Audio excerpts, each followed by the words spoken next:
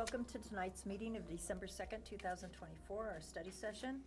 Welcome to the Westminster City Council study session of December 2nd, 2024. Thank you for joining us. We thank you for coming and would like to remind all in attendance that our meetings are subject to the rules of decorum that are posted inside the chamber doors. These rules are in effect while all meetings are in session, as well as during breaks and transition between meetings. We want to be sure all feel welcome and remind all that there is an expectation that no attendee shall disrupt this meeting and that threats and intimidation are prohibited. No attendee shall engage in audible expressions of support or opposition for any speaker. Signs and placards are prohibited, and all attendees shall remain seated in their seats, provided not in the aisles, nor shall the doorways be blocked. City Council reports. Councilor Izadi? No, ma'am. Councilor Hott? Councilor Carmelio? No report. Work for me either, thank you. Councilor Dumont? I was able to attend the Hmong New Year with the mayor and Chief Albert. It was a great time, as always. It was a lot of fun. I think it's always humbling how much they honor their guests when we join them and how appreciative they are. So thank you to the chief also for being there. I think that made a big deal to them. So, but that was it for me. No for Tim? Just reminding everybody I'll be out for much of this week into next, and I'll be joining virtually. I'll miss the town hall, sadly, and some fun events this weekend, but I'll be joining virtually next Monday. So, thanks for letting me do that. Send pictures of the babies. I will. And the Afghans. I still haven't seen them. Oh, have I not shown? Oh, No. during our break, I'll All show right. them too. I should have brought your gift. I'll be. The Hmong New Year was terrific. Watching it evolve over the years has been fun. When they first started, they did it all in their language, and we'd all have to have somebody sitting next to us interpreting in our ear. Now they do both, and I was really thrilled to see because their traditions mean so much to them. And so they have a Hmong church where youth sing, and so they performed at the Hmong New Year. Little ones are learning dance, and I put them live on Facebook. And much like the Hawaiian women that you watch, they're just so graceful with their hands and how for me, it's just plopping a hand out there, but you just watch it's just beautiful. And so I think it's so important that they're teaching all ages their traditions and why they do what they do, and even for the very young people, because they're in our schools, they're speaking English. A lot of times they help mom and dad understand what the teacher's trying to tell them. They're having classes in Hmong so that they continue to remember what their language is. So it's just always so great, and they've expanded. We were under the dome for all of the activities, and over in the other hall was 20-some vendors and the food, and the food is always terrific. And Chief Hubbard, thank you so much for coming for that morning. They really appreciate it. They look at law enforcement as very special people, so thanks. City Manager's report. Thank you, Mayor. I do have a brief report this evening. First up is what we're covering tonight in the study session agenda. There are actually two meetings tonight, our study session, and then that will be followed by a Westminster Economic Development Authority executive session. So that will be the last meeting of the evening. On study session tonight, there is an information-only item from me in the packet. That's an update on the Broncos grant funds, so that's included in our public material tonight. And then two topics of presentation. The first will be library master plan update. So this is the progress on our library master plan. And then second up will be a presentation of the potential impacts of a community CAT program. So we will have staff ready and presenting on those two items, and then we'll follow with an executive session on the WIDA topic.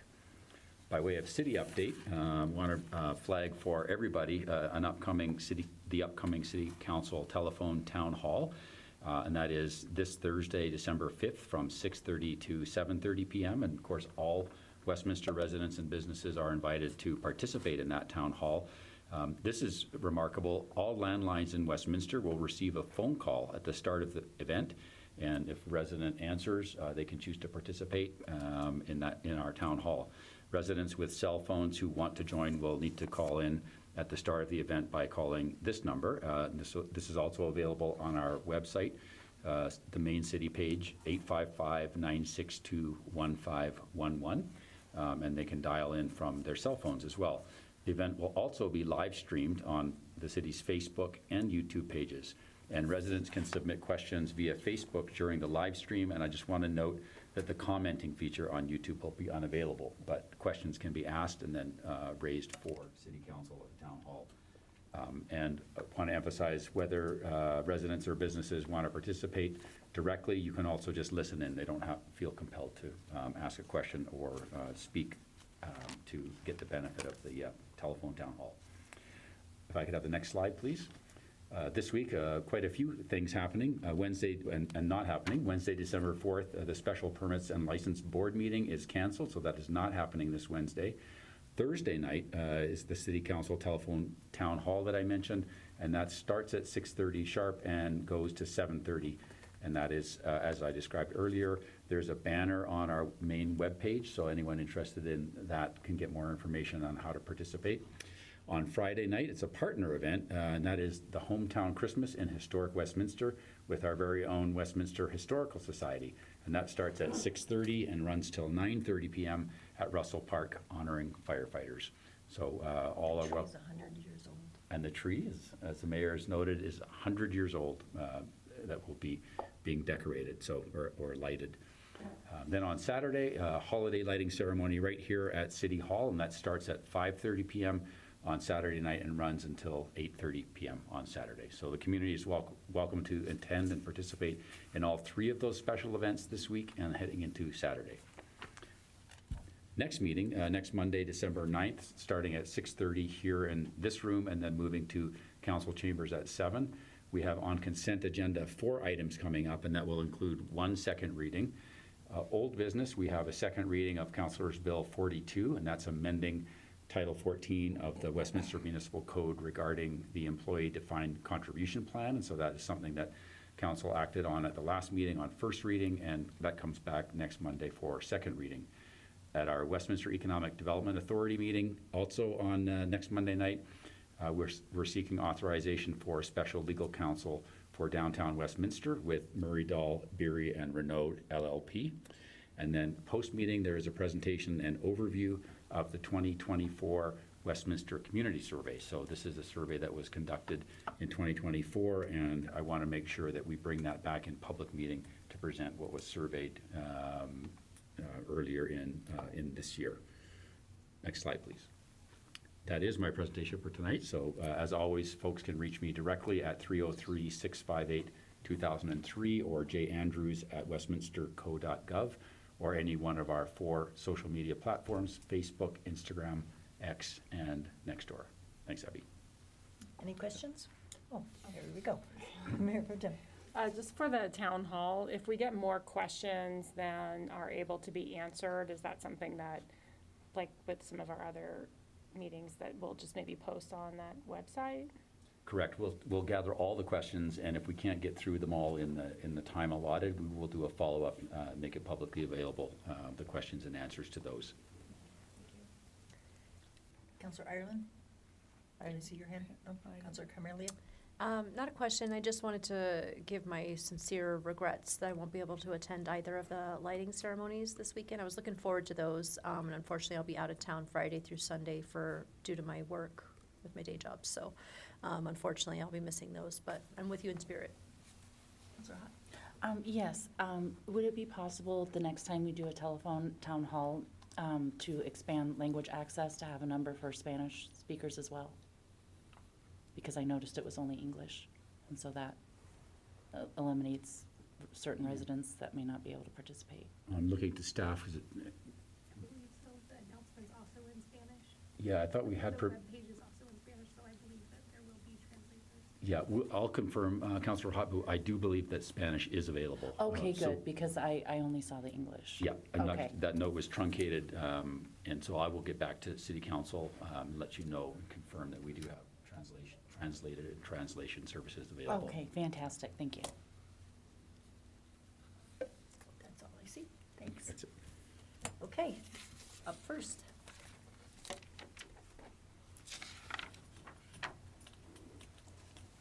Welcome. Thank you. Recognized. Good evening, Mayor Pro Tem, City Councilors. I'm Amy Rhoda, Library Services Manager, and I'm really excited this evening to share with you an update on our Library Master Plan. So our Library Master Plan is building upon work that has been done through the Parks, Recreation, and Libraries Vision Plan, which is almost nearing completion. We purposely kind of waited until there was significant data and community engagement to then start our Library Master Plan portion. We are working with Rethinking Libraries, a national library consulting firm, to help design the plan. And Rob Cullen, who is a managing principal for Rethinking Libraries, is here this evening. Rethinking Libraries was chosen through a competitive RFP process. The firm was selected based on their demonstrated expertise in library planning and consulting and their ability to customize their plan to the needs of Westminster Public Library. The firm happened to also be a sub-consultant for the PRL Vision Plan, so they already had some very valuable insight and research that has been beneficial in assisting them with our planning efforts. Our last Library Master Plan covered 2017 to 2021, so now's a really good time to be updating and creating a new plan and looking to the future. Our last plan, I just wanted to share some tangible outcomes that came out of that plan, because sometimes it's helpful to know, when we do a plan, what actually happens, that it doesn't just sit on a shelf. So one of the things that was a priority with our last Library Master Plan was to expand our digital offerings. So we really built up our ebook collection, which was definitely much needed in early pandemic. We really saw higher usage of our digital resources. We also added some really popular platforms. Hoopla and Creative Bug were added, and those have been proven to be very popular with our patrons. Also, as an outcome of our last Library Master Plan is when we added our kiosks at 3 of our recreation centers. So that was adding just an additional outlet for our patrons to be able to check out and drop off materials. We also launched a Library to Go van in the summer of 2022. So even though that was after the time period for the last plan, it still was, the planning efforts were done during that time period. And one of the other tangible outcomes is we conducted a feasibility study for an archive center in 2019, and then that archive center opened in 2023. So these were just some tangible outcomes from the last Library Master Plan. So we started work on the plan this past summer, specifically on the Library Master Plan. Obviously, the PRL Vision Plan has been going on for the last year or so. The planning process will include extensive data gathering, as well as a benchmark study and community engagement. With our community engagement, a community survey was distributed in late September through late October. We had 1,153 respondents participate in the survey. We needed about 350 responses in order for it to be a statistically significant result, so we were very pleased with the response to the survey. We also conducted community listening sessions in late October, and we held a staff and community retreat in mid-November. So based on all of the data gathering and the community engagement, we wanted to share just some of the preliminary findings and then get some feedback and input from council. So some of the things that we've heard so far is that our Westminster Library is much beloved by library users. Those that use the library really appreciate and love the library. And obviously that's wonderful to hear. And the community as a whole believes the library to be a very important and valuable resource, though non-users are not very aware of the specific offerings of library services. Another finding is that utilization is slightly lower than our peer libraries.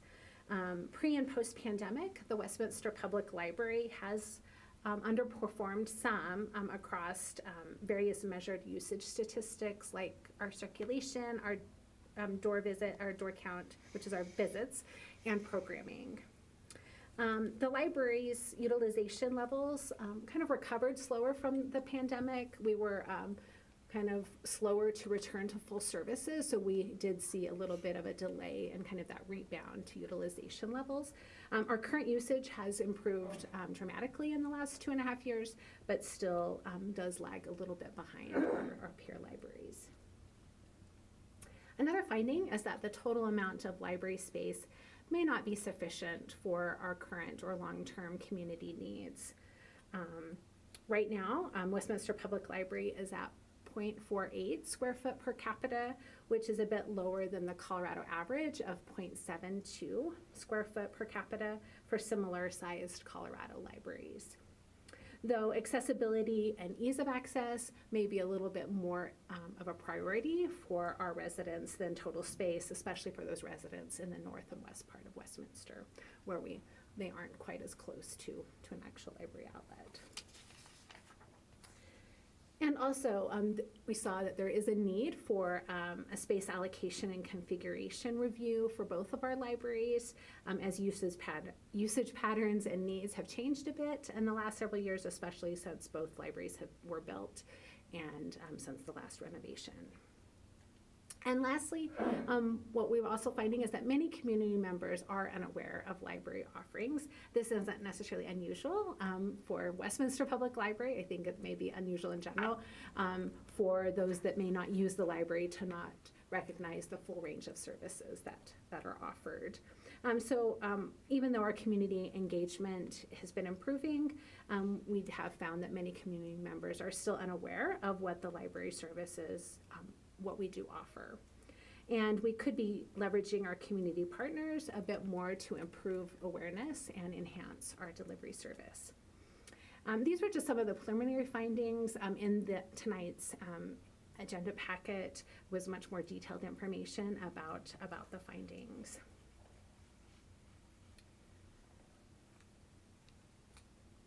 So as part of the planning process, we wanted to get council's input on 3 key questions. I'll just kind of read the questions all together and then go ahead and have a discussion. And then if there's questions outside of, about the larger findings and presentation, I'll be happy to answer that after. So the first question is really getting feedback about what the library can do to better reach and engage and serve our underserved residents. 2, how can the library better connect with the broader community so that we can communicate the library's value and address that lack of awareness about the library and its services? And then 3rd is what community partnership areas should receive greater focus and attention. So those were kind of the discussion points that we wanted to bring to council this evening. So on these 3 key questions, I would love to see if you all have input, and we will take that input as we're continuing to craft the library master plan. Councilor Hutt? Yeah, I do have a question, and I see here, can you explain the MOU with College Hill Library? Yes. Because I understand that there was a partnership so that library could be created. Yes. But it looks like, thank you for including your staff retreat, by the way. This is where I see this. You have that under threats. Are you worried that the school will be taking that over, or is that something we're supposed to continue to share? Or I guess, could you explain that a little bit more? Absolutely. So the agreement that we have with Front Range Community College is a 50-year agreement. It was started in 1995, but at, I'm going to get the years wrong, at about, essentially in 2028, so I guess that 33 years, we have either party has the option to get out of the agreement. So up until then, there would be a financial penalty for getting out of the agreement. After 33 years, either party can get out of the agreement with no financial penalty with 2 years' notice. Is it possible to come up with another agreement? Yes, Okay. absolutely. Is that, do you know if FRCC is looking at buying it out, or do you think that there'll probably be another agreement? We have no indication from Front Range that they would essentially kick us out or disband. We have started conversations since we are now about 4 years away, and so this is a good time. 5 years ago, it might have felt too far ahead to be thinking about it, but this was a good time. So we are starting just some preliminary conversations about what would a amended or updated agreement look like. And then we've certainly been working closely with the city attorney's office to just see, what that would mean. One thing we might want would be a little bit longer period to get out of the agreement, because 2 years' notice might not be very much time to move and potentially rent or build a new library space. So we'll be working with them, but there's been no indication from Front Range that they would ask us to leave. Okay. But we are a tenant in some degree, so we are a little bit at the behest. Okay. Hopefully, another agreement can, hopefully, I just know it's so helpful for the students, but also our residents. And then I also noticed I think it was in the staff retreat, you talked about the website that the city has isn't being utilized as well as it could be, to let residents know. So that might be one of the ways that we can better reach and engage folks. So I just wanted to bring that up because it seemed like the website was part of the issue of getting the information and everything that the library has to offer. And I think now is probably a really good time, since I know that we just made our website ADA accessible and we have a new website, so now would probably be a good time to redo the site for the library in a way that would be more effective. But that's all I have at the moment. Councilor Ireland? So you said that usage of the library is not up to par with those around us. What is the usage of the library? How many people in our city use the libraries? So we have 49,000 cardholders. So that is roughly, and cardholders can be, if a parent approves, it can be of any age, so it isn't necessarily just adults. But if we look at households, that's it's not a direct correlation, but we have roughly 45 to 50,000 households in Westminster. We do have many non-resident cardholders. Colorado as a state allows libraries with no cost. You can go get a library, from a neighboring city. And so we do have many non-residents that may be individuals that work in Westminster or students, but may live outside of Westminster. So we have both resident and non-resident cardholders. But yes, we have 49,000 individuals that hold cards. Our usage last year, we had 312,000 visits to the library. And then we had roughly, and I'm going to have to, I will say about 350,000 items that were circulated last year. And I can pull our exact statistics from 2023. So do you know the usage online versus the usage that show up to the library? Mm-hmm. We do. So we. What is the how many are using online versus how many are showing up?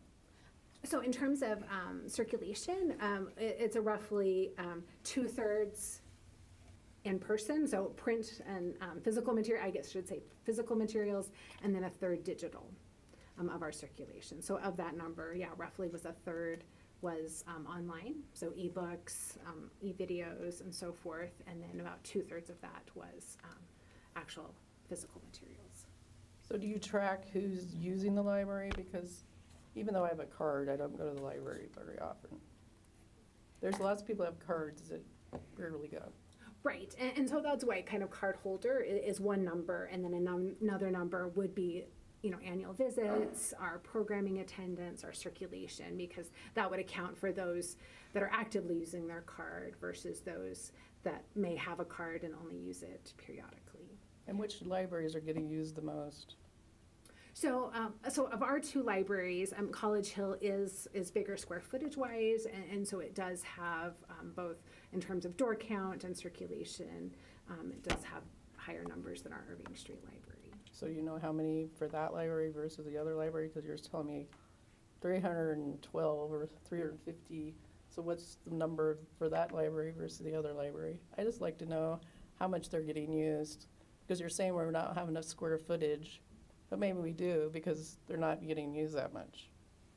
Well, and so that number, that 312,000 is for both of our libraries. So when we look at our statistics, we're looking So is at it 2/3 at the other one and 1/3 at the other, or is it, what's the percentage for the both? So that I would have to get back to you, and I'd be happy to do so, to the breakdown by location. We can certainly do that. And the survey, how did that happen?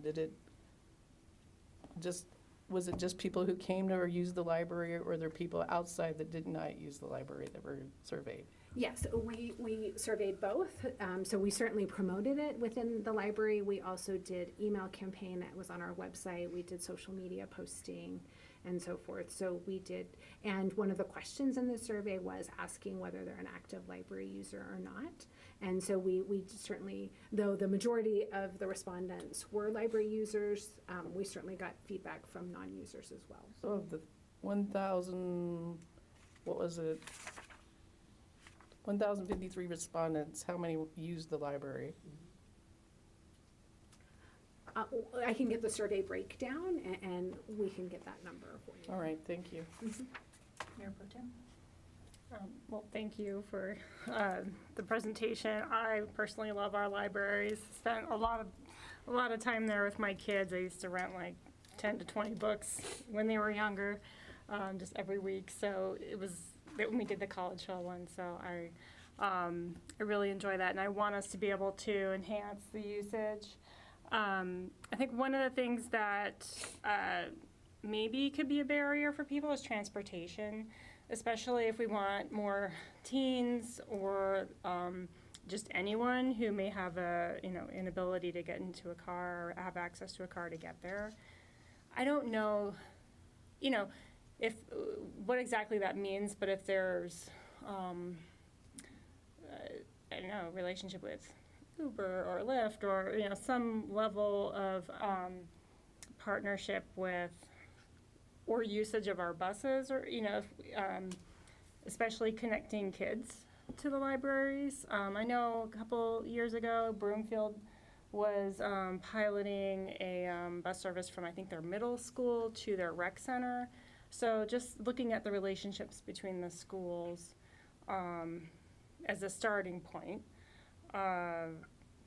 Then regarding hours, I remember when the hours were cut back after COVID, it was definitely harder for my family to find times to get there. And for students that might want to utilize the library for some type of research projects or things like that, like the hours need to be kind of open some evenings later. And so just, I don't know what our flexibility is on being able to expand hours or make them later. Then I think regarding just having people understand what's there. For instance, I don't know how many people know we have adventure passes, and those are a bunch of free tickets that you can get for free to go to a ton of museums in the Denver region, and you can just click on that and reserve your pass. Is that something that maybe we need to make more evident in our schools as educational? Hey, do you know we have this? It could even be, I don't know if we have newspaper subscriptions. I'm assuming we do, right? So, and data. What can we do with businesses where maybe it's just talking to the chamber? What kinds of data sources do businesses need? Is it CoStar, or what would be helpful for them to be able to actually improve access to information, maybe help with their businesses? And maybe going back to the schools, are there finite projects, scavenger hunts, I don't know, tutoring services, connecting volunteers to tutoring. Again, focusing in on the student population, but how do we actually get people, we have to get them there. I also wonder about connections to the arts and, potentially fostering, we don't have a performance space per se, but there are companies that have, that do either some type of performing arts or something, we have rooms in College Hill Library, for example, that potentially could be utilized for that, so other partnerships there. Bringing the kids there, then you get them to kind of hang out afterward, so there might be some synergies. Also with the arts, you could, if we invested in like 3D printers and we have computers there, what else can we, how can we utilize craft, some level of crafting to, or production, even if it's just for students or, anyone. And then particularly for the underrepresented, if there's just kind of focusing in on language assistance, and I know at some point we had assistance with legal services, and I'm trying to remember what else it was. May have been for naturalization. Looking at the mayor because I'm trying to remember if it was when you were here. But any, are there other types of services that people can maybe have a one-stop shop within our libraries to be able to access? And maybe, again, going back to whether it's tutoring or access to the Adventure Pass or 3D printing or whatever the case may be, that is giving people more access to things that they wouldn't normally be able to have. So, anyway, those are my thoughts. Councilor Rizzo? Just want to start with saying those are amazing ideas from Mayor Pro Tem. Like, she mentioned transportation, the hours, data sources, tutoring, targeting student population. I think that's fantastic. And all I'll add there is relating to this the tech. A lot of times the libraries are safe havens for a lot of underserved families because they go there to access computers and the internet. So I would say more promotion of the library services in historic Westminster and the areas like that with disproportionately socioeconomically disadvantaged families. That would be a good start. I have a question though, so it's not related to a question, to an input that you want from me, but I said this last week, so I said I had heard from the PRL board that the librarians are the front line for a lot of the unhoused and folks like that. And I'm hearing that it's severely under-resourced there in terms of resources you have to actually give out and help folks who are those staff members who are encountering that population. So is that an issue, and what can we do about it? And that's a big question. Yeah, for sure. But I would say definitely, and we certainly see quite a bit at our Irving Street Library, where we are working with all of our community members, but certainly have individuals experiencing homelessness, that are there. Our staff do work closely with the city navigators, but as we know, as their caseloads have been full, then sometimes we do have people coming in looking for either open hours with the navigators or so forth, which they're not able to offer at the moment. I know there has been additional resources put into next year's budget, and so that may be something that as we work closely with that team, some of those pain points may be alleviated. But certainly sometimes we do have individuals coming in, immediately needing assistance, and we're not always, our staff certainly know our community and want to help, and but sometimes they don't have the answer, right? They're not social workers, they're not counselors, so to speak. So it is difficult. So we're certainly working with other city departments. We also just, in general, trying to help train our staff, in a variety of situations on how they can both better take care of themselves so that they can take care of community members, but also understand when we need to be referring it to the experts, so referring it to other, those that, have that expertise. But certainly, I mean, we have seen a resource gap, but I think, it's not, I'm sure it's not just the library seeing it, right? It would be a variety of different frontline areas. But yeah, that's definitely certainly been, something that we've seen for quite a period of time, but I would say probably, the last year or two, it's definitely been heightened. So I assume if it continues to be an issue, and as you go through your research, we'll be hearing about the need at some point. Right. Related to the computers, do you have a gap in resources on number of computers and access to internet and capacity, I guess, for Right. people? The capacity with the computers we offer at our libraries we seem to be doing well, meaning we're meeting the demand, of the actual physical computer. So people can come into the library, they can sit down and use a desktop computer. They could, at our Ring Street location, they can check out a laptop, that's, at a small desk, and they can go use a study room or something like that. We also have hotspots that people can take home and check out for a period of time. So with those, we do seem to be meeting the demand for that, as well as then obviously Wi-Fi. So when they come in the building, we have a lot of people that may have a handheld device, their own device, and just need to utilize, the Wi-Fi services. Have you found that there is an increase in work from home professionals who go to the library to, because that's the thing right now, right? You see it in the commercial real estate side, but there's a lot of demand because folks are tired of working from home. Right. And extroverts are really tired of doing that, so they go to other places, coffee shops, libraries.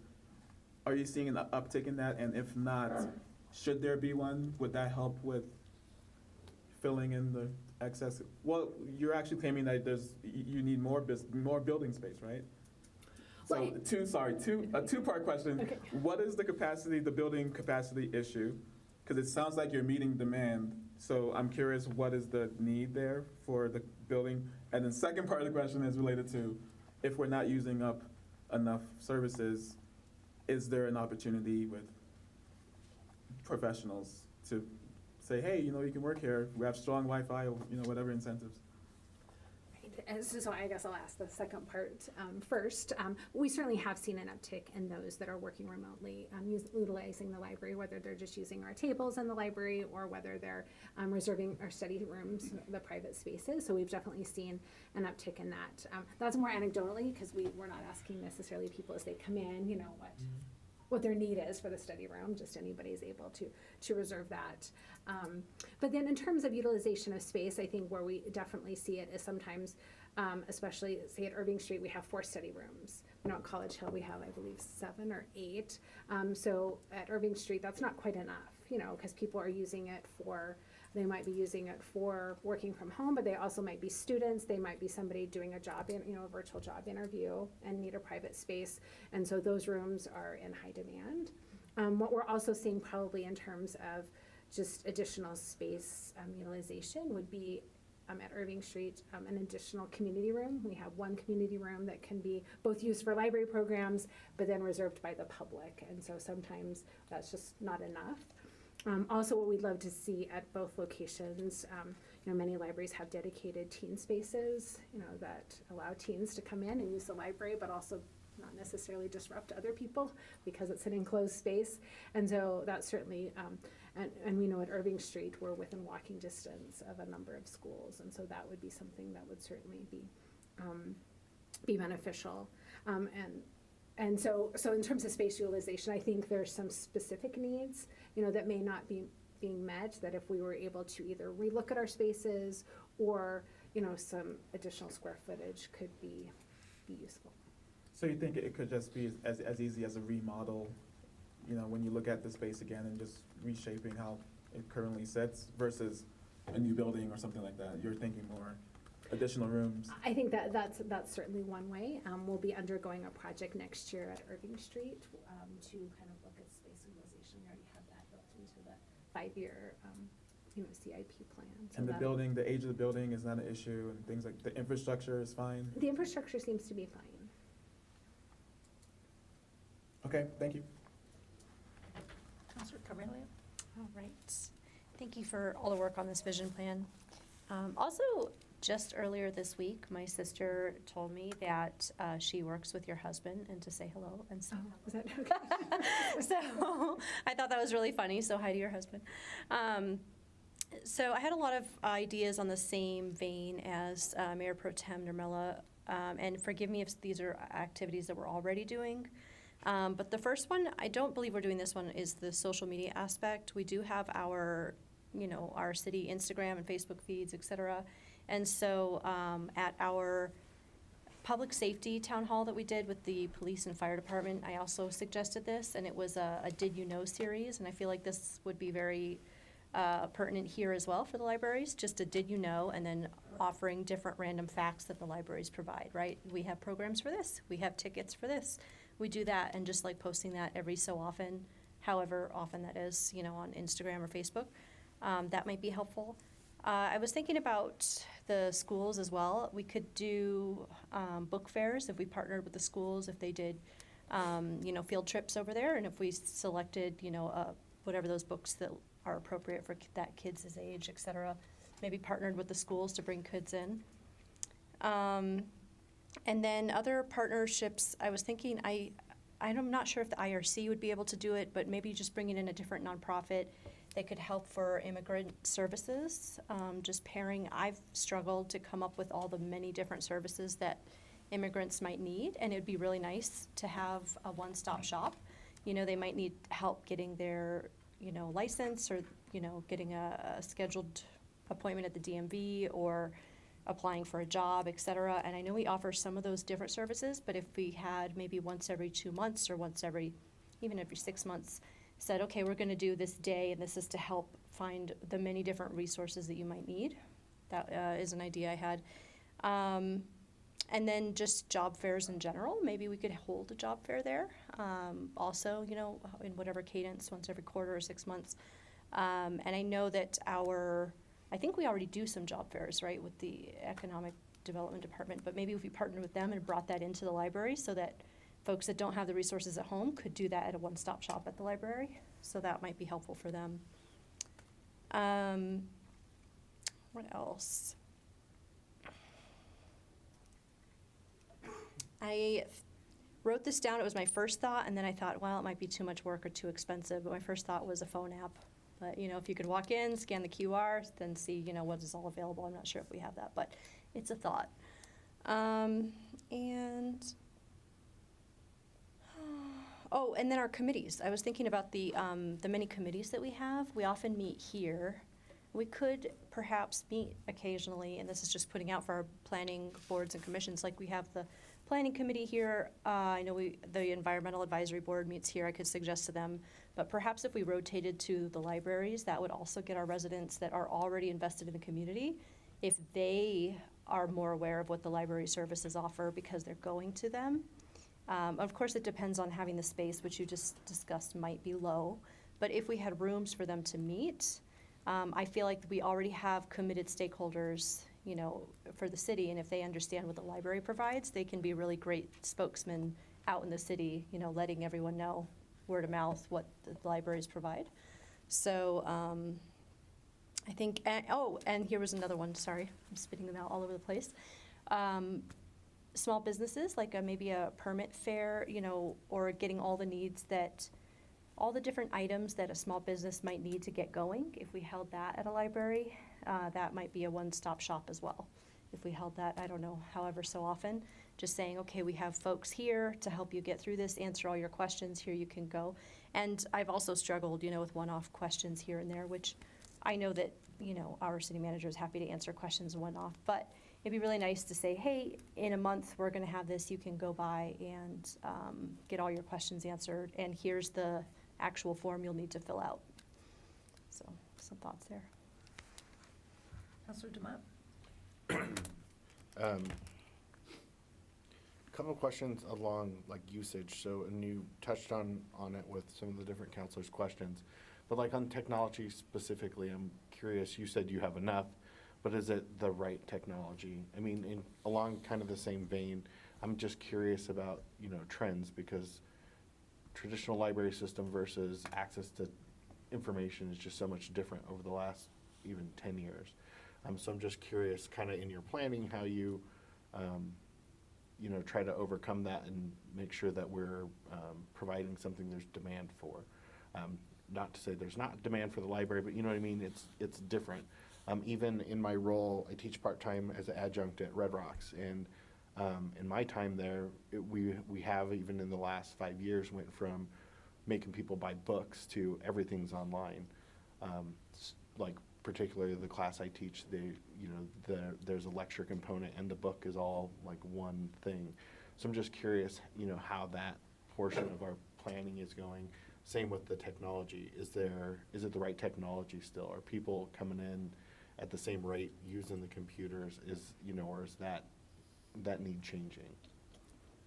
And great question, and so certainly we've been looking at that, and we have seen kind of post-pandemic, it's changed a little bit, right? The number of people using the computers has gone down a little bit, but then Wi-Fi usage has gone up, right? So as people either have transitioned to having their own device, whether it's now kids getting Chromebooks through school or, other items, so maybe the access to devices that maybe prior to the pandemic, was more of an issue that the libraries face now. They're coming in more for the library's Wi-Fi, but we still see quite a few people. I mean, you sometimes go into Irving Street Library and all of the computers are full and they're waiting, or it just kind of depends on the day. But as technology changes, then we need to look at what software we're offering, our digital offerings. One thing we're looking at, the libraries are very traditional, have had a lot of reference databases, which is really important for people doing research, students. But, we've noticed that sometimes usage on that is slipping, but then what people are looking for more are things like ebooks and, whether it's e-textbooks or just recreational reading, enrichment, things like that. So we do try to keep up with that. That's part of both what we do kind of annually with our collection. We do a deep dive into the statistics of what people are using in the collection, as well as then our actual physical technology as well. And hopefully out of our this library master plan will kind of tell us a little bit more too, our what is more important to our residents. That's part of the community engagement piece we've been getting. That's great.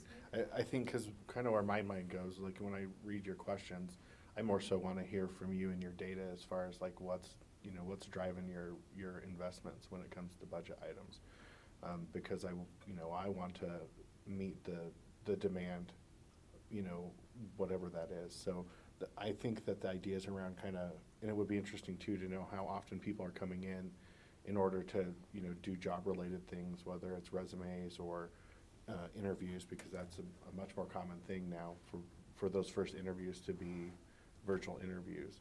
So it would be interesting to know how often those are being used, and do we have the right things specifically for those, because maybe it's less used, but I know that can be challenging. And honestly, that's your first impression too. So like if we're gonna allow people to come and do that, are we allowing them to be successful in those? The other thing that just a thought, like I'm looking here at the jobs and careers page that you have, and you have a lot of resources in the library page in terms of like things job seekers could use. I have to imagine there, if you're not already, some good opportunities with the college to partner for those, job related kind of things, because I know the schools are doing the same thing, and if they're our partner, to be able to expand what they do for the students potentially outside of that as part of our partnership is an interesting idea. Even further, is there a partnership there where we could use those same resources at Irving Street versus just at the other campus? So, so I was trying to look for some of that data. So I would be interested in that if you have some of that data just for us to be able to look at. But really when I look at in terms of your questions, again, it's more like what is the actual demand that you guys are seeing, because I know it's a changing field, and so I just want to make sure that we're not left behind in a old technology with a not as useful library, because I imagine when you look at usership, that's going to drive those numbers lower. So I'll get you in a second. I haven't spoke yet. Just a ton of things as I was reading the whole thing went through my mind, and then reading your 3 questions you had for us. I think of all readers. We have adult people that can't read, and those are some of our underserved because they can't read. And so I've been a part of some programs where that stigma is really taken away by the way you invite anyone and everyone and work together and help folks be able to read. Schools are our biggest going to be partner because look at their numbers that they come out with of how many people can read at grade level. I mean, those are the people we need to be working with, and then they have the kids sitting in their seats that need help. So we don't have to go far for looking, and with 3 school districts in our city, we've got plenty of people that need the help. I read that you have trouble getting your entire staff filled. You don't have those resources. You haven't been able to complete all of your staffing, so that's an issue. So then we have to look at, so to do anything to help people to read and do any programs. So I know Westminster Public Schools has a great retirement group of teachers.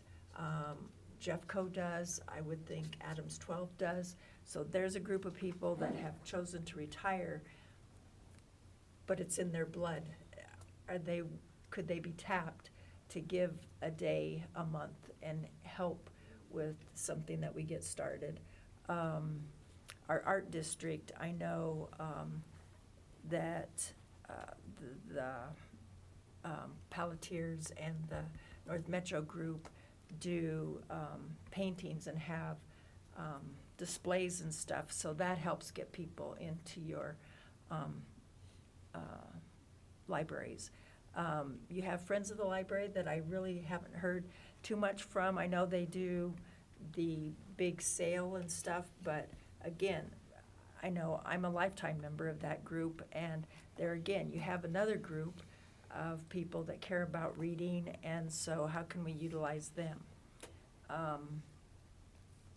And then I just had, and what can we do? We can have town halls or meetings down there and really showcase what you do at Irving Street, showcase what you do at College Hill, and help people understand so that they start telling people. And I agree with the social media and whatever else we have, the did you knows, give it to them in bite-sized pieces. I mean, I looked at our last activities guide, and you get sort of drowned in starting going through all of that. So that isn't the place to do it, because they may find you and they may not find you. But I just think we've got the resources out there. It's what do we want? How can we help people? Because reading is the one thing that will change people's lives. For the students, for adults, for parents, and no one should be ashamed that if they can or can't read, we should be helping everybody to do the best that they can do. Councilor Hott. Yeah, the staff retreat information, who all does that go out to? So we see it in our packet, but who else sees it? So it was given to those participants, those that came to the community retreat, and then now because it was in the city council packet, it's now part of public record, so it'll be on the public website. I'm a little disappointed this happened after the budget, because I don't want to forget some of these issues when we come back around to the budget, because a lot of the questions you have, there's answers from the staff retreat, which I think is fantastic, because the staff would probably know the best. And it says here that a lot of the outreach efforts have been hampered by staffing limitations, which I know is something that the mayor brought up. And then to Councilor DeMott's point about cost, it says that there is a strong correlation between funding and utilization, and we have a below average budget of $37 per capita, and the averages in Colorado are between $52 and $65 per capita, which is a huge funding difference. And so it says that also because of the lower budget and staffing challenges, there's early closings and lack of weekend hours, and so that has negative impacts for working users and families, because that may be the only time that they're able to utilize. So I know that Mayor Pro Tem talked about expanding the hours, and there's been a lot of good ideas. I guess I'm just worried that if we have a below average budget, how we're going to be, and we have the staffing challenges, how we're going to be able to get there. Also, it says that here technology is not meeting patron or staff expectations. There's frustration with self-check systems, computers, printers, et cetera, that don't always function well or online. So all of that really falls into the funding. And so I do think that if we're going to be able to be open and available and have the programs and be able to get the information out about the programs, we're going to have to increase the funding because that's really low. And then a thought that I had for, I don't know what everything that's entailed with the staff and everything that they do, but I know that cities are using AI in some creative ways, and I'm wondering if AI might be able to help with some of those staffing challenges. I know NLC has an AI toolkit for cities, which might be something worth looking into, because if we can use that to fill in some of the gaps until, or help with the staffing limitations, that might help, so we can have longer hours, be open more, and provide all of the great ideas that we've had here and that I'm sure you have as well. So I just wanted to bring that up, and then also just say for staff to know, I want to make sure that we don't forget this, all the needs and how that ties into the budget. When we go to do next year's budget, I want to make sure that we're reminded that the library definitely they need staff, and if we don't deal with the below average budget, we're not going to be able to take care of all of the things that the budget is impacting. Mr. Carmelia? I had a final thought as well. We've been talking about these welcome packages to new residents, and if we do get those rolled out, or if we're already doing them somewhat, I'm not sure, but making sure that we have an easy way for folks to get a library card in that welcome package.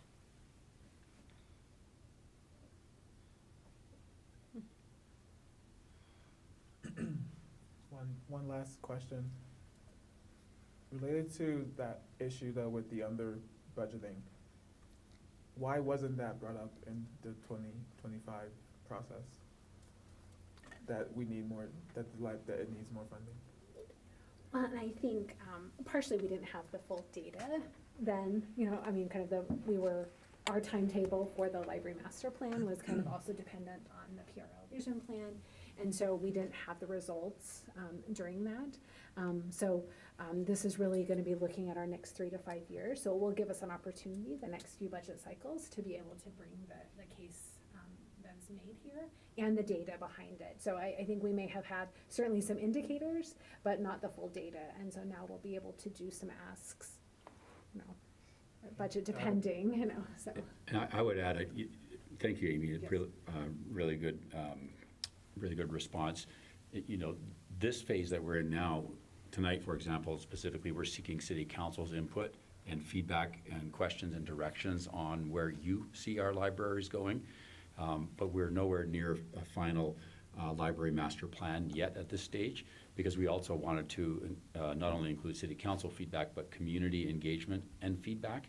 And we tie all those together with the data that Amy's describing, and we'd bring that back to you in its totality, so that you would have a complete picture, and that would inform your work on the 2026 budget. So it was just as Amy said, it was just way too early to bring something in for you on this year's budget that wouldn't have been very well informed, and we wouldn't have been able to answer many of your questions tonight in the budget process, which would likely have not served the process very well. That makes sense. These are preliminary, so yeah. When will that be available? The master plan? Oh, great question.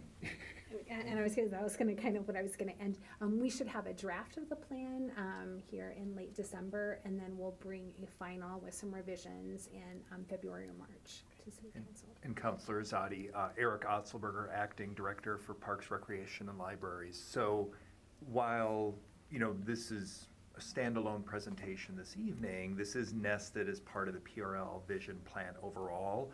And right at this point, we're tentatively scheduled for the first study session of January, where we are going to have some figures, financial figures. We are going to have some staffing observations that hopefully will set the table for feedback you gave us in that study session a few weeks ago, debriefing from the last budget process where I heard you desire level of service analysis and options, alternatives. So I think based with this feedback, based on some of the overarching work, PRL Vision Plan, we'll be able to put a little more meat on the bones for you to consider and kind of guide us as we go down the road in advance of the next budget process. Excellent, thank you. Councilor Ireland? So I wanted to know if you've ever thought of privatizing the libraries. I know this is the thing that's going on in the country right now, because I talked to my sisters from Huntington Beach, California, and they're privatizing their libraries there. I don't know what the cost is. I know there's pros and cons, but I would like to know some more information on that, because we privatized our recycling center, basically. I mean, we rent the space, but it's privatized. I don't know that it's much different for a library. So there are outfits out there that run libraries, so I would like to know the pros and cons, and if it could save us money and make probably technology better. And Councilor Ireland, as part of level of service analysis, we can look at that, and that's part of the community partnership question here. I think as many of you know, we've sort of had this issue for decades with Jefferson County, where taxation without circulation in the city, where Jefferson County Library doesn't have a physical presence, but our residents pay into that district. Now, the Stanley Lake Library is close. Maybe, and we can certainly look, at that, pros, cons of a privatization model. But I think, and as we heard this evening too, there are perhaps some more opportunities to leverage partnerships to sort of leverage limited resources collectively, especially where you have this kind of overlap. So we can certainly look at those things in the context of budget process. Thank you. Councilor Demott? You kind of hit on this, but just a final thing on staffing levels that I will be interested in as you kind of go through the budget process. I know since I've been here, and even a little bit before, they looked back and expanded the hours like on Sundays, and that's something that council back when Mayor McNally was here her first time around, that was cut. And when they did those cuts, my understanding was those were things that weren't being highly utilized, whether it was the library days or other items. So granted, those things can change over time. So what I'm going to be interested in is not just expanding hours for the sake of hours, but more like, is that the best bang for our buck? Meaning, would we be better off to put that money in, technology resources or AI versus longer hours on Sunday if it only serves, X amount of people? Maybe it is, but I would like to understand kind of the full picture of, we're going to look at restructuring budget items such as staffing and stuff. And I think that's a conversation that's been had in the past, and I think it's, valid to, have it again. Can I add to that request list? Total dollars spent by Westminster residents to Jeffco for that library. I'm curious what the rough number is over the years, since we don't have a library from them. It's piling up. Been paying it ever since they started. Thank you so very much. Thank you very much. I really appreciate your time and attention.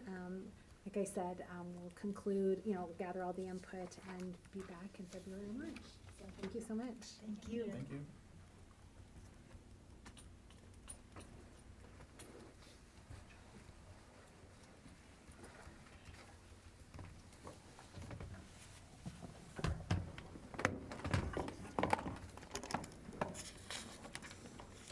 Good evening, Chief. Good evening. Let me just get plugged in here real quick before I lose power.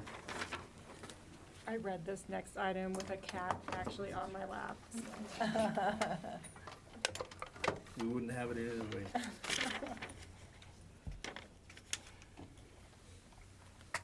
How old is your cat? They're both 4. Co- 1.5. They're COVID kitties.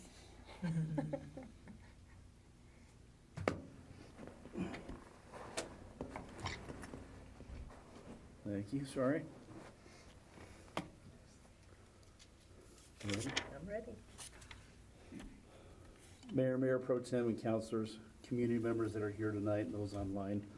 My name is Norm Hobart, the Chief of Police. With me tonight is Animal Management Supervisor Kelly Jellin. Brought her along tonight so she can discuss what we see as potentially 4 options moving forward as it relates to the community cat program and also the trap neuter release program. Also here tonight is Mark Brostrom. He's with the City Attorney's Office.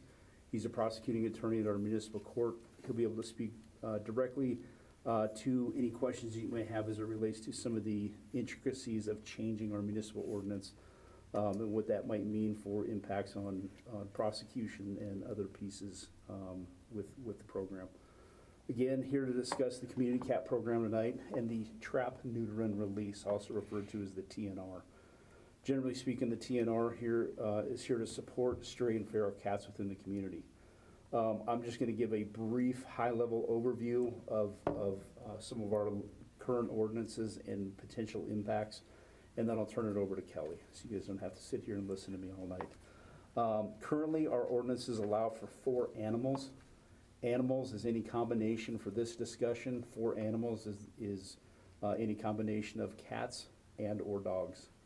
So it's 1 cat, 3 dogs, 3 dogs, 1 cat, however you wanna shuffle the deck there. Currently, our ordinances prohibit animals at large, which include cats. So dogs and cats are supposed to be on a leash, which I know everybody obeys.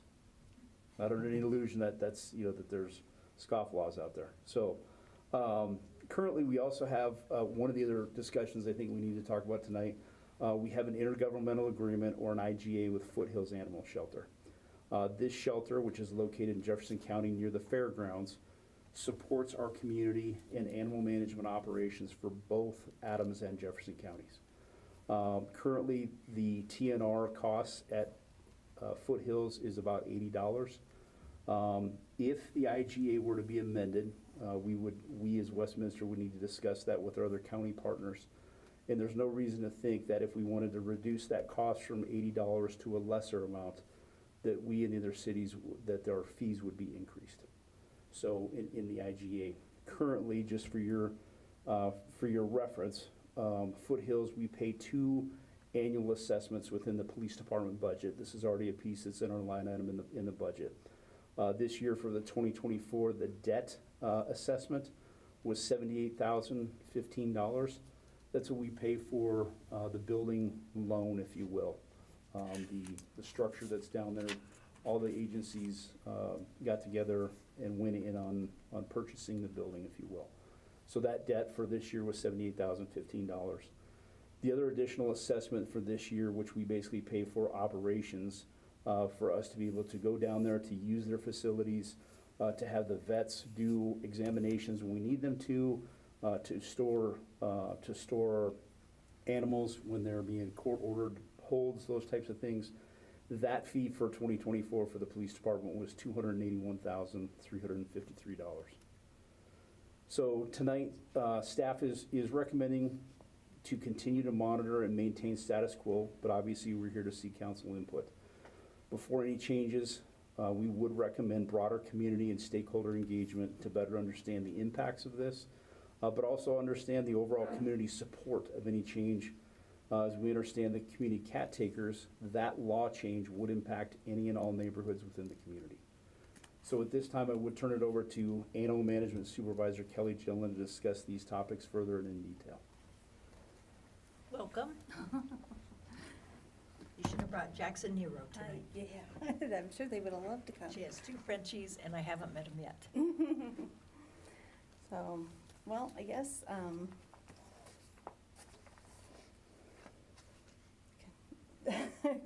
where to start off. So I think we came up with 4 options if we were to get a community cat program or stay kind of where we were as animal management. We have several concerns if a community cat program were implemented.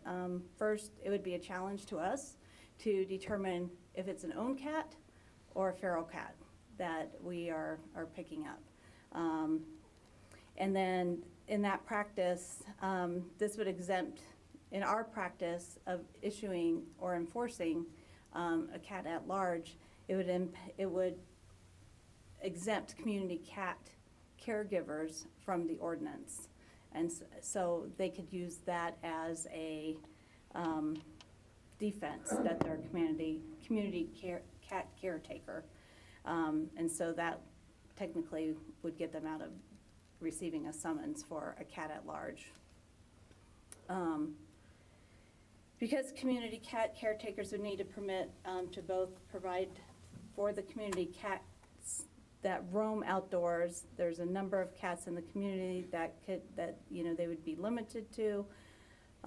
We do have a pet limit of 4 animals, so if they're caring for over 4 animals, that's going to be problematic for us if we were to enforce a pet limit violation. Sanitary issues such as food being left out, which then also brings wildlife into the mix, and we already have problematic wildlife for coyotes, foxes, skunks, raccoons, which also carry distemper, rabies, and other diseases. So that would be problematic for us. Of course, other issues for us, we do have problems with feral cats currently that are nuisance cats that go onto other people's property, either by spraying their property, doing their excrement on somebody's sandbox or something like that. We do have cats that have entered homes through windows or dog doors and cause fights with other cats that are in some private residence. And those are both feral, or stray, or even owned cats. So we've had owned cats do that as well. So for us, I guess in speaking with the prosecuting attorney's office it's a real problem for us, I guess, if we're going to punish the people that are able to keep their cats in, but yet the people who are able to manage cats outside and care for them. So some options that we came up with, if this were to be allowed, we came up with 4 options. If we were to have a community cat program, some restrictions that for option number 1 would be, if they were to be TNR'd, that the people that are doing the TNR report to animal management the cats that are being taken away and medically altered. There could be an owned animal in there that is now medically altered without somebody's permission. So if they're reporting their cat lost, they have somebody to seek repercussions on if their cat was medically altered without permission. Because animals in Colorado are considered property. A person or a rescue providing the TNR would need to notify us as animal management when the cat is returned to the city and what location it was returned to, so that we could track the number of colonies and permit that we could track the number that are in the colony so that the colony doesn't grow to be a large, out of control number.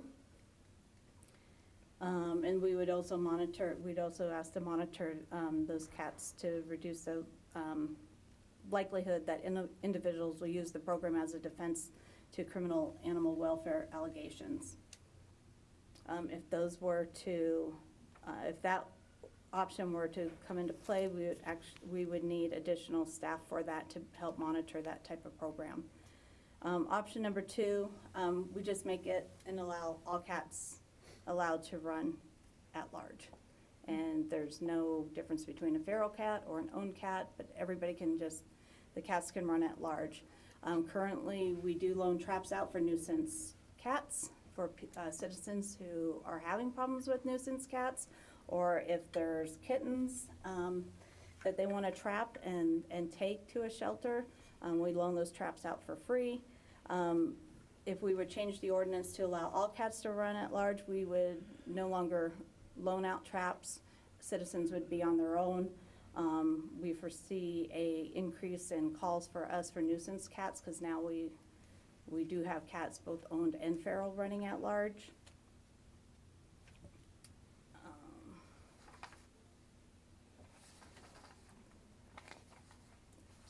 Out of order. And then if we were to allow just community cats, of course, we'd have to rewrite the ordinance. I would foresee complaints on loose cats will increase, and we would have to explain fairness to community cat caretakers versus owned cat owners and allowing community cats to be free roaming, but their cats are not allowed to free roam without being cited. Requirements would need to be put in place to how many cats can be cared for to involved caretakers. Ordinances would need to be addressed for who's responsible for the costs associated with trapping, removal, and returning of the cat. And then who would pay for the spay and neuter of the cat? Would it be the city or would it be the rescue or a citizen that would have to do that? Or there'll be criminal liability if a cat is removed and altered accidentally.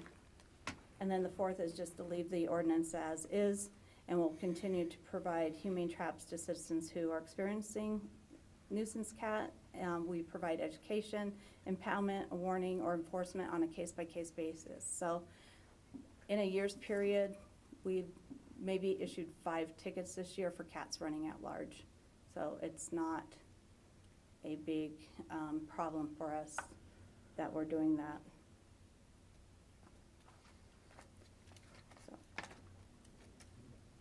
do you have any? Kind of a broad overview of 4 different, wildly different options in the one sense. But we're here obviously to answer questions as best as we can. And then if there are questions about the prosecution or the court side of it, Mark is here to help us walk through those areas as well. Councilor Carmelia? Thank you so much. And I might need some clarification. I heard 3 options, but maybe I heard 1 and 2. I thought they were just 1. And then I can continue further with my thoughts. The first one would be the permitting and tracking of the colonies and reporting to us. The second would be just allowing all cats to be at large. And the third would to adopt the community cat program and just go with the changes that are required through the ordinance. And then the 5th or the 4th would be to just leave as is. I see. Okay, thank you so much. I'll just say I am fully in support of us adopting a community cat ordinance. I am someone who grew up helping run a cat rescue, and I've trapped and neutered hundreds of cats. And I'll tell you that if we did this, it would not increase our at-large colonies because cats breed at an alarming rate, and cats are the #1 invasive species for North America. So they're going to be there whether we want them there or not. Just because we have an ordinance that says they're not allowed to be there doesn't mean that having this ordinance is suddenly going to make there be more cats. It'll actually have fewer cats because now we will be trap neutering and releasing them. So it'll help our ecosystems, and it'll help, and it's humane for the cats, right? Then we have less cats. As far as the costs, we have plenty of organizations that are offering to have a reduced cost for the TNR program. This is something that's done all across the U.S. I'm sure that we do have a resident that responded with a couple organizations that he already knows of that offer a reduced price for that. But I firmly believe that if we put the ordinance in place, that more vets would come forward and be willing to lower their price for this, because this is something that's a service for the public good. So I'm not concerned about that.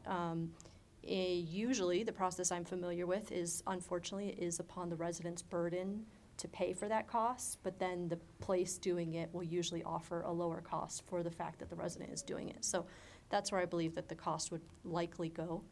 And as far as the rest of the concerns, I just don't see them. I think I think that once we're more educated on this, we'll understand that having an ordinance such as this in place actually reduces problems for everybody. It reduces problems for residents, and you're right, it sounds like we don't have a huge problem, which is a good thing. So why not just do better on an already, we don't have a problem yet, but let's make sure we don't have a problem in the future. So I'm fully in support of it, and I think it's something that is just common sense for any smart city. I'm also in full support of adopting this. I don't know if you got the emails from a gentleman named Chris Klein who does this, and he has a lot of really good information. But it sounds like this is generally volunteer-based, so the cost isn't something that, North Glen and also Commerce City have these ordinances, so we don't even have to look too far to see. He also provided language for the ordinances that are in North Glen and the type of language that is generally used across the country, so we can use the correct terms if we do decide to change the ordinance. I agree this would decrease our community cats because they wouldn't be breeding at such a quick rate. My cat's dad was a community cat. My neighbor's cat was let out, and she had like 5 litters or something like that by the time they finally got their cat fixed. I used to volunteer at the Adams County Animal Shelter. I know that they've changed their name since then. When my kids were little and starting school, and I was a stay-at-home mom and wanted something outside of the home to do, I spent my time volunteering at the animal shelter, and we have so many more cats available, same with dogs, and there are people to adopt them. And so this just seems like the most humane way, because unfortunately some of these cats, when they are born to feral cats and they're feral, they're not adoptable. So I just think this is a lot more humane than just continuing to let them multiply. And then also, I understand we have an ordinance, but anybody who has a cat, I've had multiple cats over my life. Some of them are fine being inside. My cat, I try to keep him inside. He will wait. He knows, like, if we're gonna open the door, if we're trying to, like, bring in groceries. Like, if a cat wants outside, if you have a cat that wants outside, like, it will find its way outside. And I try to keep him in because I worry about the coyotes in our neighborhood. But if there's a cat that is determined to get out, a house cat, they will find a way to get out. He is fixed, so I don't have to worry about him, contributing to this. But I think more cats definitely need to be fixed, especially any cats that are determined to get outside, even if you're trying to keep them from getting outside. And I can't, it was so long ago, I can't remember the statistics. I just remember doing the orientation, and it was just the numbers that they were throwing out. And this is Adams County, right, which is a good portion of Westminster. It was just huge numbers of the amount of cats we have versus the amount of people we have to take care of those cats. And so I understand this may not seem huge, but I know we have them. I know they're around, and I know that it's just really inhumane for these a lot of the kittens don't make it. It's community cats, they get pregnant. They're explaining how the mom cats have to take each cat, one at a time when they're moving. They can only move short periods or short distances with their kittens, looking for food while they're nursing. There's, trying to keep them safe from predators, trying to keep them safe from the weather, and a lot of the kittens don't make it. And I think what a horrible existence for these poor kittens. And so if we could do anything about that, I think that's great. Also, if we do decide to adopt this, I think maybe some education around if you have a cat, make sure your cat is microchipped, because that would be one way that we could make sure that we're not doing surgeries on cats that are pets. If they're microchipped, we can, call the owner. And so just, I guess more education around, we have this ordinance. If your cat gets out, make sure your cat is microchipped if you don't, have a collar. Mine generally doesn't have a collar because he's try to keep him inside. But so I think there are things that residents can do to protect their own cats, but I don't think that's a good enough reason to not take care of the issue with the community cat. So I'm 100% in favor for changing the ordinance and having some sort of trap and release program. Member Tim? I don't have any cat herding stories like my fellow counselors, but I'm very impressed over. I'm joking, but I love that you have contributed and to keeping our cat colonies at bay. I think that I hear some of the frustrations that you encounter out and the worries that you have out in trying to maintain our current ordinance, and then also the dynamic between the people who are kind of fostering the community cat population and then those who are trying to limit it.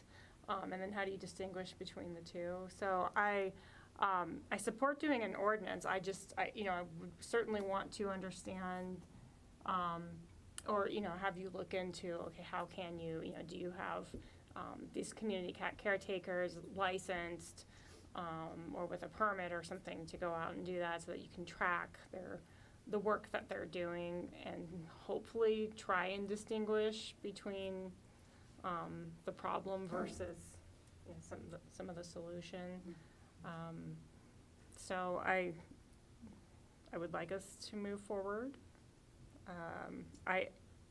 It seems like option one had the most promise in terms of doing some of the tracking you were looking to do. Certainly, correct. You may want to spend a little more time fleshing that out. It will be time consuming, but correct. I guess my question with the work that it'll take to establish the right ordinance for our community is, I don't know if you've had time to look at the other ordinances. I think you also said Thornton had one as well. Thornton does have one, yes. I'm sure you haven't had a chance to deep dive and talk with their animal management crew, but I don't know, is that something, do you see some type of path with some of the ordinances that are out there in use right now in some of our neighboring communities? So I do have a relationship with Thornton Animal Control, and so we do talk about it, and so they are probably the newest one that does have the current community cat ordinance that was just passed last year or the year before. So, and they do have, they allow their community caretakers to have, I believe, 16 cats per colony in their in their colony. That's how many they're allowed to have in a particular area. The people who are, like, I'm assuming when Councilor Carmelia was out there doing the TNRs, like, you were just doing that work to just find the cats, Mhm. get them neutered. They come to Like, you. weren't a caretaker of a colony. No, nobody is a caretaker of a colony. So I'm just Not a gonna, thing. so it's quite interesting, like, what, it seems like there's a couple of different activities going on regarding. So there are community caretakers, and the community caretakers are responsible for putting the food out, feeding the colonies. So that's where the cats go to congregate to eat. So that would be a community caretaker. I apologize, I was completely unaware of that Yes, existed. so those community caretakers are the ones who are responsible for that. They would be your custodian, as we would call them here, because they're caring for the animal. They're providing food to the animal. They may provide shelter to the animal where, they maybe set up, makeshift shelters for them to stay in during the winter or out of the cold or in the heat or whatever. But that's what their job as a community caretaker is to do. So after a cat is trapped in that particular area, wherever that colony is, it's TNR'd, brought back to that same area, and that's where it lives in that colony. So Thornton's allowing 16 animals, 16 cats to be in a colony. And how big that colony is, we don't know, because I don't believe they track their colonies of where they're at. Now, do I believe TNR happens in our city? Absolutely. Does it, but if a nuisance cat then gets trapped that's ear-tipped, we take it to the shelter because it was a nuisance cat. It's not brought back. So I believe it happens here. I believe we do have colonies. I know we have colonies down south because we have caught numerous cats down there before. We've had a community caretaker who decided he no longer wanted to care for the cats and decided to move. So who then takes care of those cats? Now the cats expand to look for their food because nobody's there to feed them anymore. So I guess I'm trying to distinguish for myself between the caretaking aspect of this versus the ability to do the TNR. TNR. I'm all for TNR. Yeah, if somebody traps a cat, returns it, and it's not causing a problem, we don't trap it, it's not a nuisance, and it's out there living and finding its own food, that's fine. I have community caretakers who are placing food out to encourage the cats to come to the particular area, which then cause problems with their neighbors. And then that's where we get the complaints on an almost daily basis, sometimes, especially during the summer, spring, when babies are born. Trailer parks, they have a high number of cats that we deal with. The 2 trailer parks that we have, that's probably where we catch the most. We do have some problem properties down south. Up north, not so many. Countryside occasionally. But mainly our south part of Westminster is where we do most of our trapping. A little bit off of 92nd in the neighborhoods over here. We do some trapping. I have a gentleman who has his own trap who there's weeks that he traps maybe 2 or 3 cats, in the summertime. I know that there's somebody who's TNRing up in that area. I don't know which house. So those are the cats he's probably trapping, are the ones that are coming back to the neighborhood. Wow. I need a second. So we're just killing the cats that we fixed. I'm just like. If you looked at the stats that I provided you from January through October, our numbers are pretty low. We adopt out the majority of our cats that we take in. A lot of our cats that we are dealing with are coming from evictions, court holds that we've taken on cruelty to animals. Owners have been arrested, owners have been hospitalized or deceased. Those are the animals that are going in. We have a high number of DOA strays. These are the cats that are running at large, either owned or stray, that could be feral, that are hit by a car, killed by a coyote, killed by a fox. Those are high numbers for us as well. We've had some TNR, we've had a TNR cat come in a few months ago that ended up having a surgery, returned to the neighborhood, and somehow opened up his incision, and we had to take that cat to the shelter who he was euthanized because of his injuries. You know, it wasn't fair to that cat. Counselor Ireland? So in Thornton, these community cat people, are they paid by the taxpayer? Is that a government job now? No, they do it on They their just own. do it on their own, okay. Mhm. I think common sense is to leave it the way it is. I think we're just making mountains out of molehills here. So I'm for 4. I guess one question for you is, if this wasn't asked to be brought, like, where is this in the list of the problems that the animal control has to deal with? I mean, for us, it's manageable, the way it is. It's probably not top 20 list. No, it's not. I think we need to leave it alone personally. I mean, we have, what I'm hearing you say is that you're gonna add resources. These options also have potential liability for the city. I'm not for us accidentally. Can only imagine if you're a pet owner and the government took your pet and medically altered it. Like, I imagine that's a big problem for us if something like that happens, even if it's once. I think that we as a city have other things that we need to be focused on, and this sounds like it's something that would bother me if we go down this road. And I guess I would feel a little bit different if you came back with big numbers where it's, you know, not a small single-digit instance. So I think that I would like staff's recommendation. Counselor Zadi? I was taught to only speak on issues that you know about. So I don't have the expertise that my colleagues do. So I'm here to listen, learn, and take their lead on this. So I'd like to go last, hear everyone's thoughts, because I don't know enough. So I'm not going to speak on it until everyone else is gone. Mayor Pro Tem? I just have one more question. So. Sure.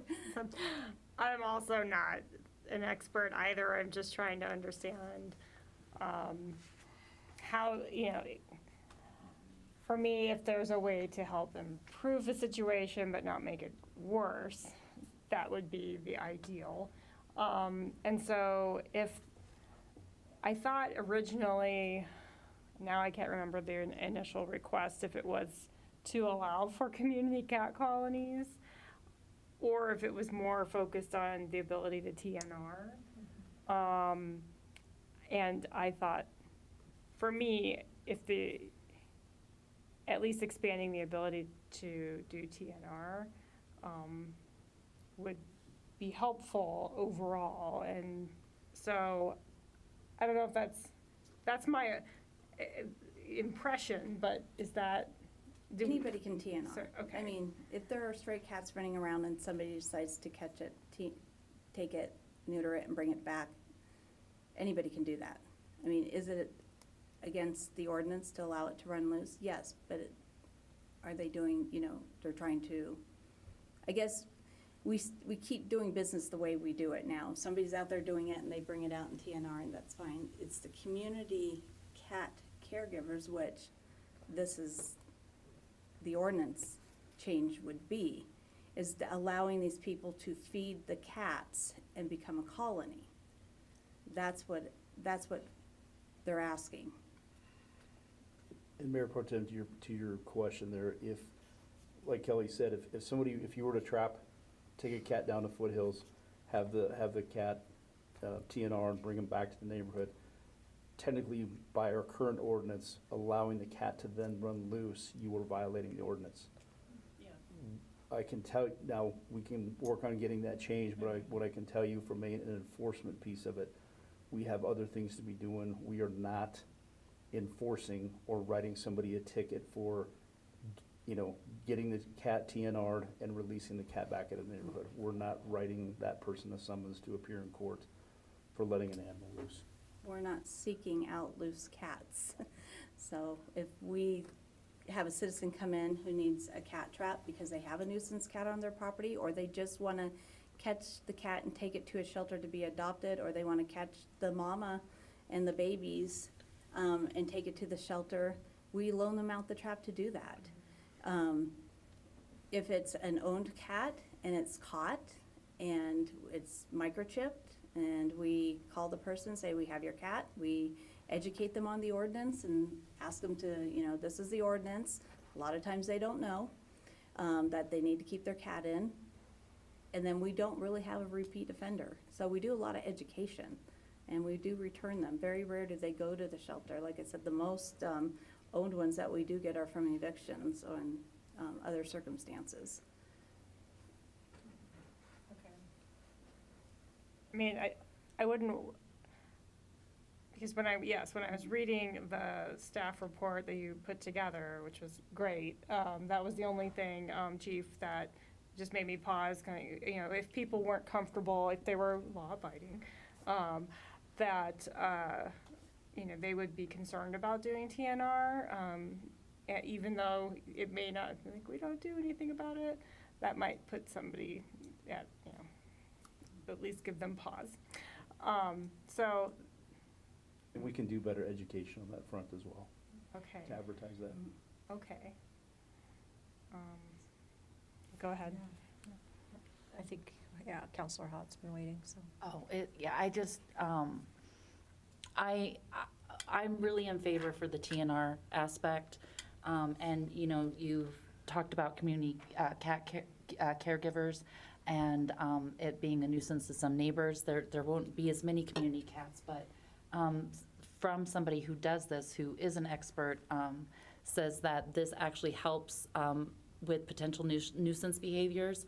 The potential nuisance behaviors are not solved by doing nothing and keeping the same ordinances. The TNR concept has proven to alleviate nuisance behaviors.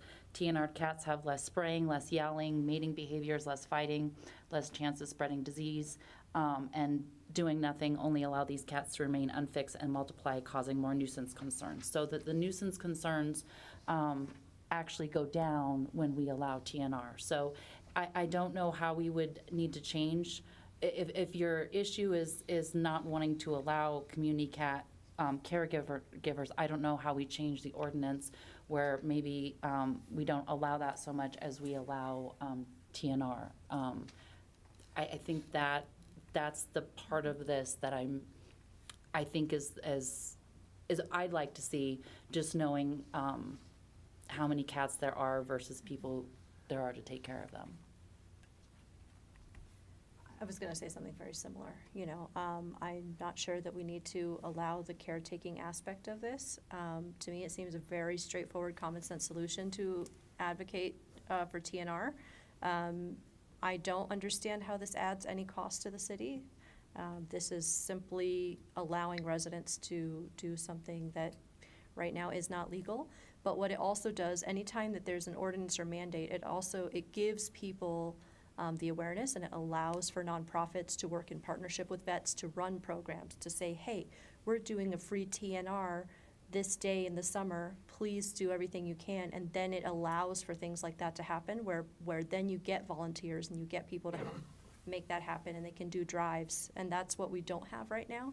And so that's why I do think that there's a difference between leaving what we currently have, which I understand we're saying we're not policing the situation, but when we say that, no, this is legal because it's the right thing to do, is my stance on it. But then you allow volunteers and nonprofits and other folks to say, okay, we're going to, work to make this happen, or we're going to hold a fundraiser to make this happen. And right now that's not allowed or legal in our city, which is a little bit wild. But again, I don't see how this adds any cost. Volunteers will willingly pay for this. They always do. I know so many, and unfortunately they will spend thousands of their own dollars to do this. But for me, I just feel like while this may not be our priority number one, it's in front of us right now, and we have the opportunity to do the right thing. And this is very clearly the right thing from an environmental standpoint, from a humane standpoint, from all sorts of standpoints. And I agree, I guess. I think we can take the caretaking aspect out for now. If we come around next year or 3 years from now and we say, hey, this is an issue, then I guess let's face it. But this seems like a really easy fix to me, to just say, okay, we're legally allowed to do this. Councilor, I'll have Kelly correct me if I'm wrong or if I'm misrepresenting this. I think the cost of the TNR would be nominal as it relates to the city aspect of it. We may need to purchase more cages, more traps, those types of things, but I think day-to-day operations, the cost would be minimal. I think our concern is the community cat program, if that were to come to fruition, and enforcing that and understanding some of those intricacies of that. I think our concern there is that would add to staff time to the point where I believe we would probably have to add additional staff, but that is something we would still need to research and understand better to come back with hard and fast numbers of, hey, here's the increase, that piece of it. But I don't know that the TNR in and of itself, which is clearly an option, I don't know that that in and of itself is really gonna add to staff time. So, fair? Yeah, I would, yes, as long as, animal management isn't involved in that part of it by taking a cat to have it done and bringing it back, like I know another city does that, and that would not work for us. The workload would be just too much for us. So if that option you presented where we're tracking the cats, that would add additional dollars. So maybe we consider just allowing this and not having you track, depending on the votes here, but yeah, I'm okay with that. My big question is, it isn't the top of your list. I know you've already got some top 10 that you have trouble enforcing at the moment, and we don't talk about that. And so here's council adding one more thing that really isn't an issue. I would like to see you come back with, if we can, in leaving it as is, but including TNR, however that needs to be worded, or if it can be, so that we're not held liable, you're not held liable. I don't know about the person that takes the cat to do it, if it ends up being a neighbor's cat, but they can work that out.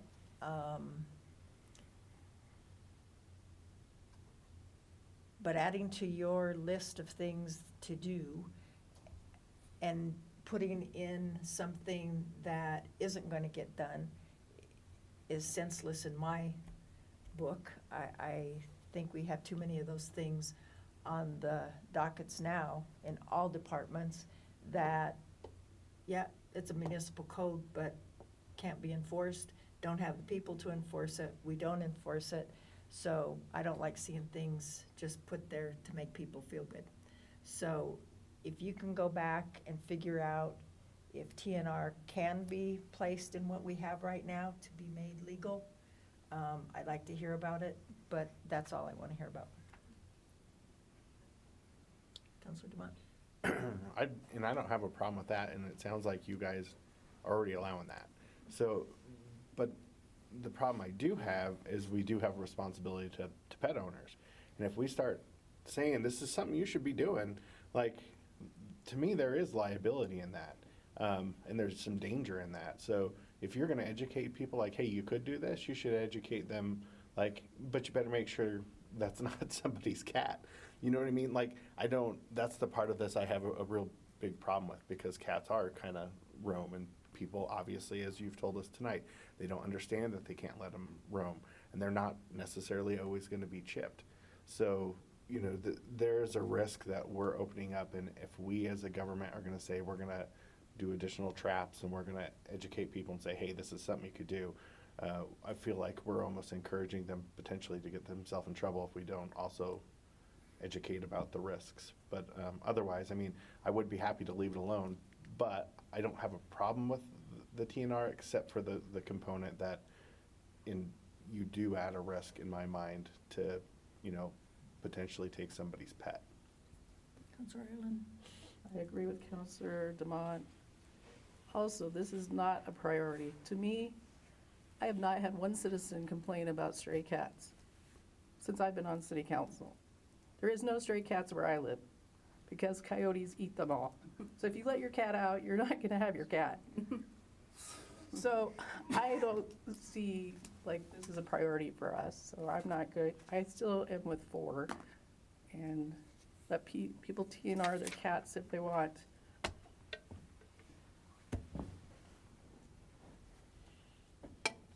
May. Counselor Zadi? See, I kept my mouth shut. And the three most passionate people here came to a conclusion. I don't know, I think you agreed with the TNR. It sounds like definitely not the community caregiver, because that's what you don't want the most. And the TNR, you don't care. I mean, people, We don't if people care are gonna if do we allow TNR, that. they're gonna do TNR. And we don't And- enforce it anyway today. It's illegal today. We don't enforce it. This Yep. is simply just be enforcing something, not enforcing, legalizing something that we don't enforce anyway. And then it's no workload to you. So I would agree with, I will say that we do enforce, like if we do have a complaint on a nuisance cat that is caught and it is owned, those people will get a summons to court. So, because somebody is complaining about it, another neighbor's complaining about it, they trapped it on their property. So yes. but do you have any issue with just legalizing TNR? With nothing else? I would have to see how it looks on paper. And so I think I agree with the mayor. If you bring something back with just TNR, it sounds like you have support. And I want you to be honest. I mean, if it can't be done, tell us. Yeah. If it's gonna cost more staff time, I wanna know that. Don't, just because we're sitting here, you're not here to make us happy. You are here to do your job. And so I need to know that you tell us truth, facts, and what it's gonna look like. Can I ask one other thing that you bring back when you bring that back? I'd like to know what kind of trouble somebody get themselves in for taking somebody's pet and altering it. I'd like to understand, what that looks like. The liability there.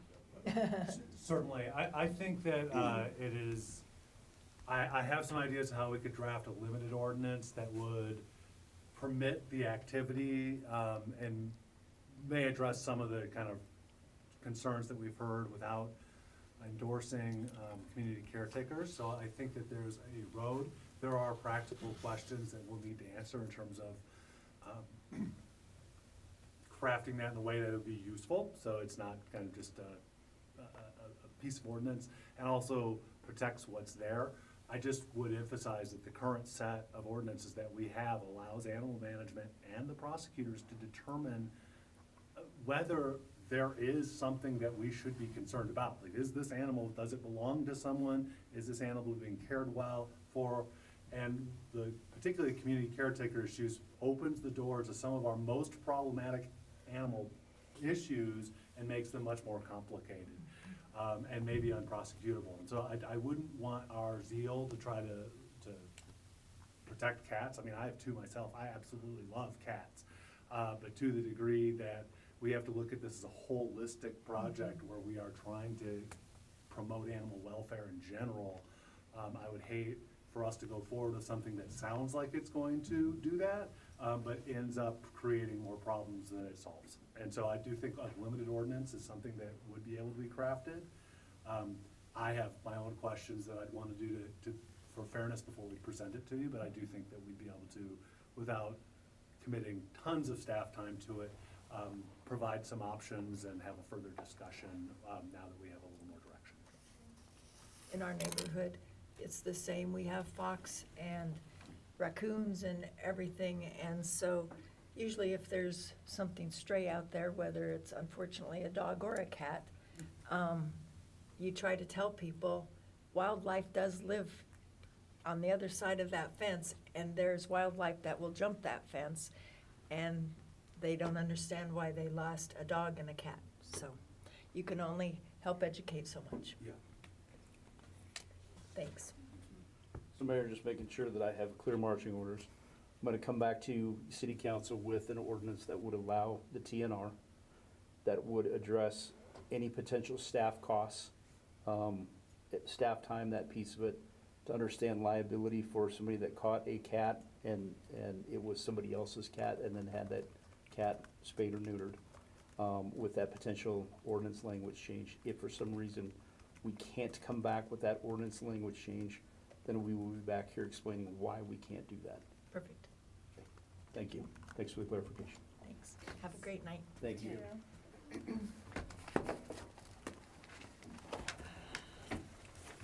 We need a break before executive session? Can we read the executive session title in before we take a break? then? Yes. Thank you, Mayor.